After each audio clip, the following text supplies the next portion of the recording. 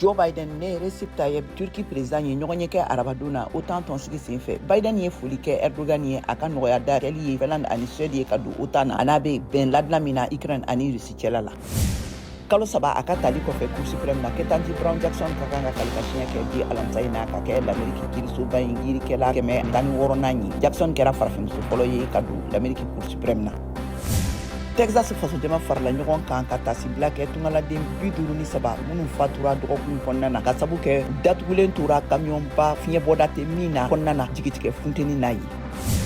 New York mara ani a dugu farala ɲɔgɔn kan ka kiiri bila maramafɛn jugu feerelikɛla 10 ɲɔgɔnna kan ka dansigi kɛ maramafɛn yamaruyabali dɔw feereli la u ka mara kɔnɔna na. Dɔgɔkun tɛmɛnen na l'Amérique Cour suprême sen da u ka sariyakisɛ talen dɔ kan min tun bɛ maramafɛnw marali dabila mɔgɔw bolo. R&B dɔnkilidala R. Kelly ɲangira ka bila san 30 kaso la arabadon na k'a y'a ka sanga bila ɲɛfɛ ka bin sungurudenninw kan.